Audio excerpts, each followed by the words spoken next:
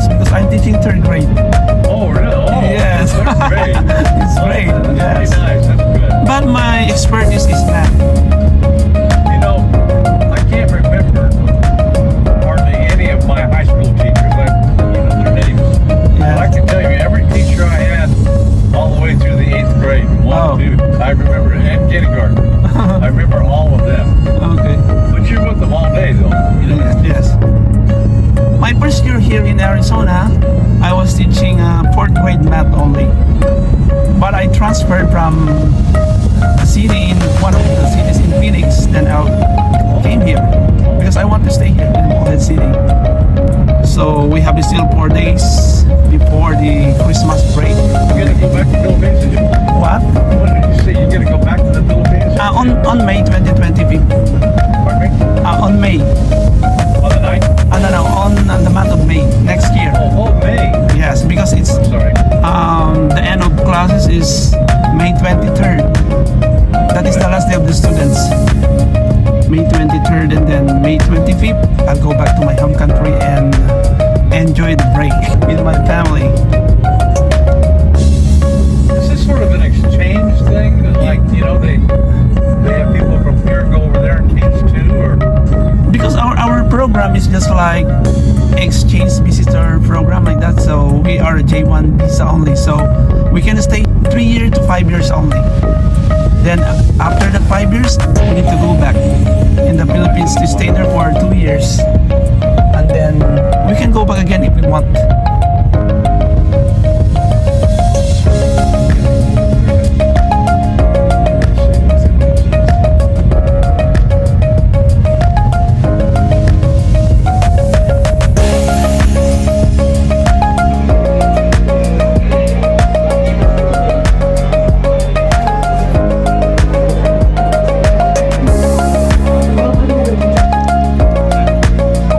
Hello guys, ito tapos na akong magpagupit ha. Hinigupit ko.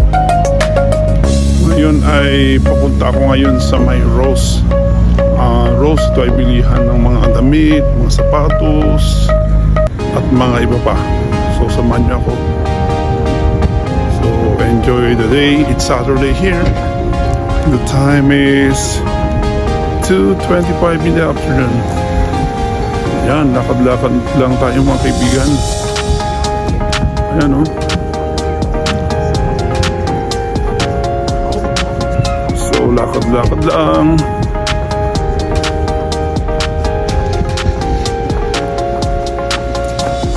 Ayan, malapit na tayo. So yan, punta tayo dyan mga kaibigan na yan. Rose. Punta tayo dyan, pasok tayo dyan. Hello guys, tapos na ako sa Rose. Ngayon naglalakad ako papunta doon sa may Dollar Tree. Titingin nga ako ng maibibigay kong regalo sa mga estudyante ko para naman matuwa sila. Ito, naglalakad ako papunta doon sa Dollar Tree. Punta natin guys, Dollar Tree. Naglalakad tayo. Yan guys, punta tayo sa kabila, may Dollar Tree.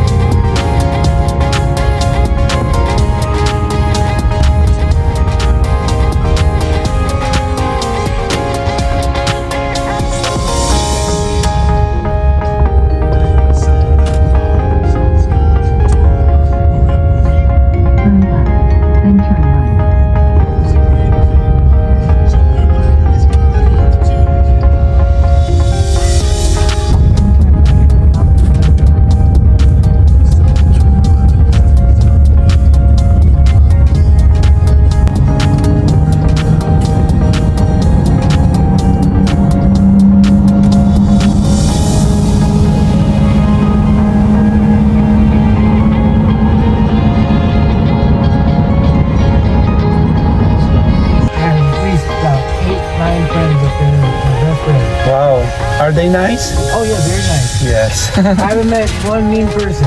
Oh. Yes, this is my third year now here in the US. Oh, right on. Yes. Welcome.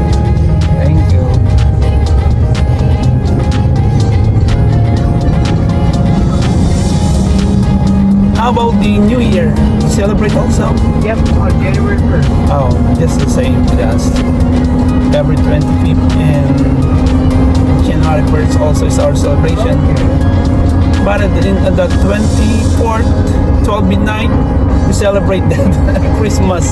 That is our tradition. Like, you need to invite your friends and family, and then you eat together. We call that Noche Buena. And then, you know, the culture of the Filipino is just like, we sing songs like, we use karaoke like that. Just like, if you watch the what was it, the USA, what do you call this, Boys Talent, or The voice. yes, it's a Filipino. The name is Sopronio. Okay.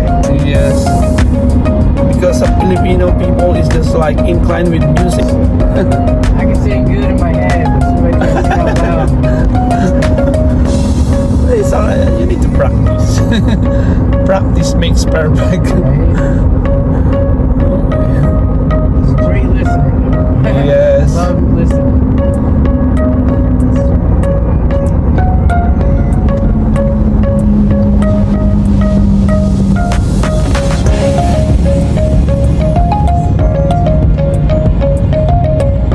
Don't find too much differences in where you're used to.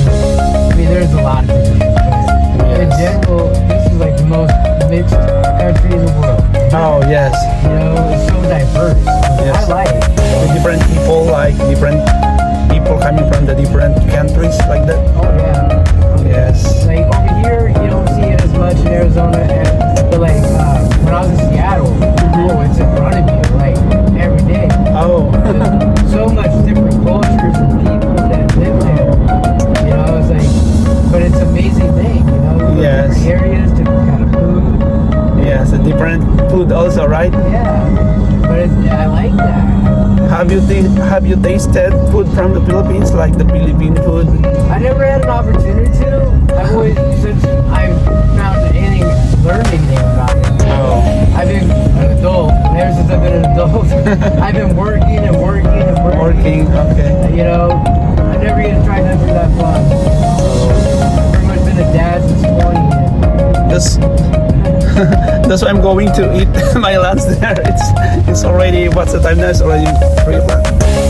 Oh yes, we Yes. So I need to get my lunch there.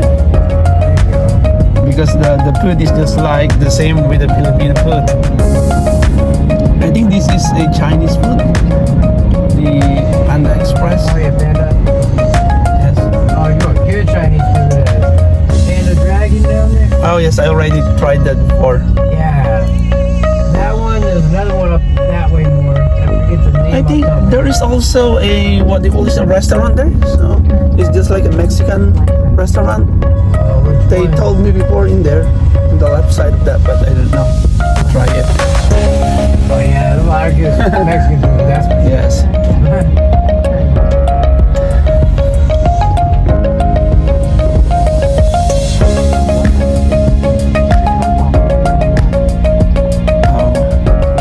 Thank you. Have a great day. welcome. You too. Thank you. Yes.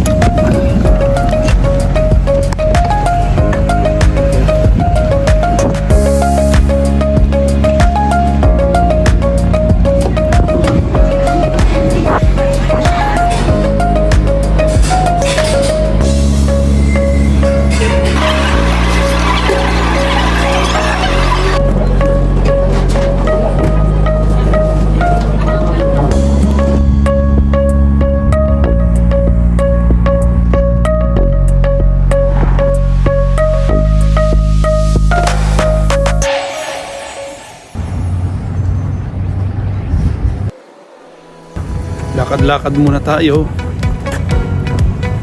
Nandito ako ngayon, kagaling ko lang sa Walmart. Ito, lakad-lakad lang.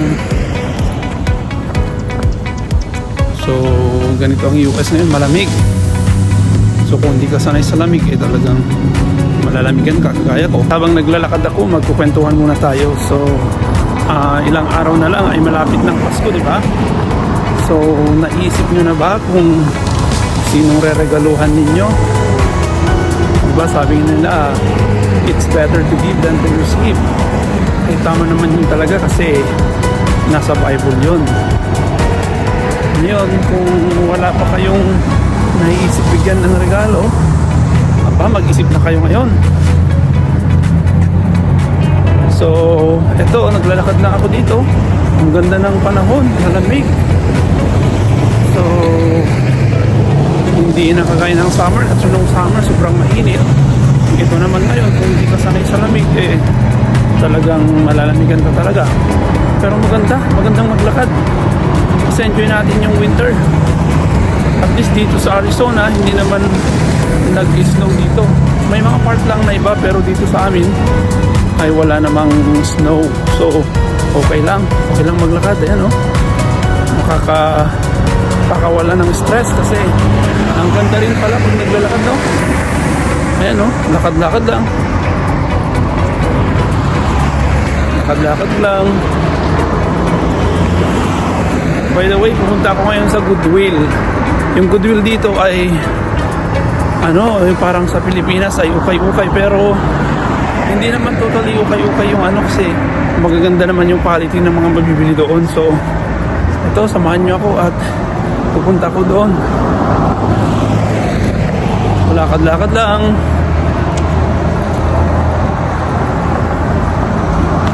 Nakikita nyo itong nakikita ko, ayan, mga palm tree yan, ayan,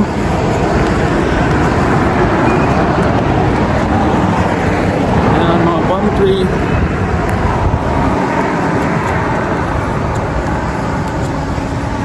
Medyo mahaba itong nilalakad ko. Ayan, nakikita nyo, parang nandito na rin kayo sa US, mga kaibigan, papasyal po kayo ngayon.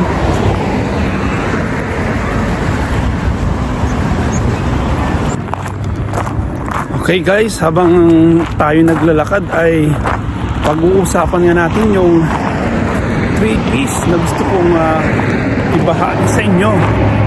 Yung unang P ay tinatawag na pagmamahalan. Kasi dahil Christmas na naman, mga kaibigan, so kailangan natin magmahal. Pero hindi naman ibig sabihin na tuwing Christmas lang natin ito gagawin, no? Every day should be Christmas.